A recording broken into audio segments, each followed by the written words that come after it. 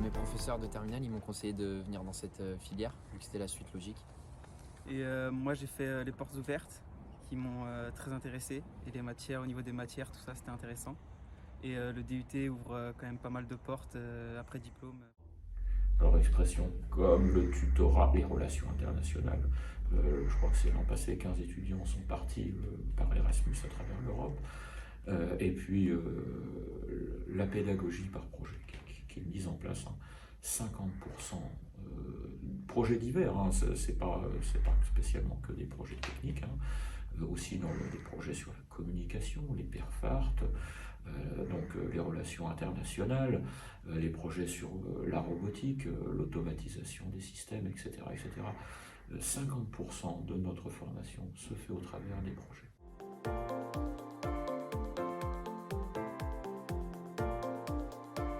Ici en ELN, donc en électronique, on a pu commencer, on commence à faire un robot à peu près en mi-octobre et qu'on termine en à peu près décembre-janvier.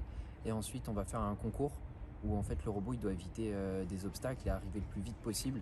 Et après, donc il y a un concours et le vainqueur il gagne un prix. Et après, il y a aussi possibilité d'aller faire un plus gros concours qui s'appelle le concours Cachon.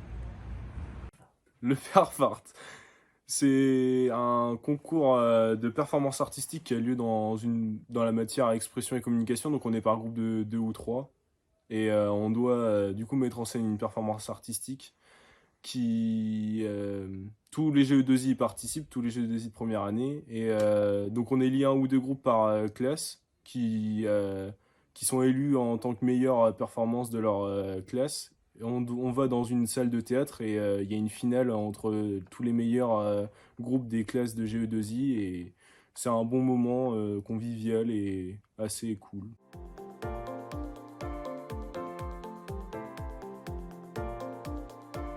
Elle est un peu plus importante qu'au lycée, mais ça reste dans la continuité de ce qu'on a vu. Il faut juste être un peu plus indépendant et aussi Plus autonome. et vu qu'on fait plus de TP aussi, c'est plus agréable de travailler, même chez soi. Les profs nous donneront moins de devoirs, ce sera plus à nous de terminer ce qu'on n'a pas fini et de réviser chez nous de nous-mêmes.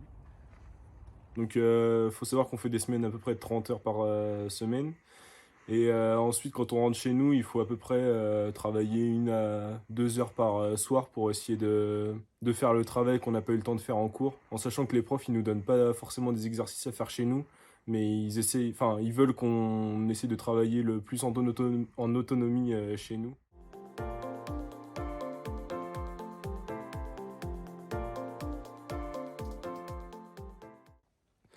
Donc dans un premier temps, on a été placé dans une classe particulière avec des gens qui sortaient que de STI 2D pour nous remettre à niveau dans des matières plus théoriques, comme en maths, parce qu'on avait pas mal de difficultés. Puis le premier semestre, il se passe assez doucement, donc on a le temps de bien s'y faire. Après, le deuxième semestre, il va vraiment beaucoup plus vite, mais sinon, ça se passe plutôt bien. La marche, elle est assez basse en fait. Le premier semestre, on se rend pas compte vraiment de choses qu'on fait en plus. C'est vraiment pas compliqué.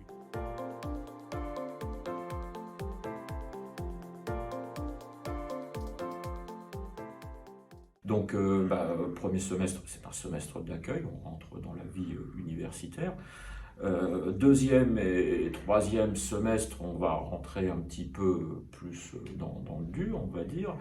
Et le quatrième semestre, il y a un projet de fin d'études, jusqu'à 110 heures, suivant les options, et puis un stage en entreprise qui vous permet de faire le lien avec le monde professionnel et puis de mettre à profit tout ce que vous avez acquis sur ces 2 années.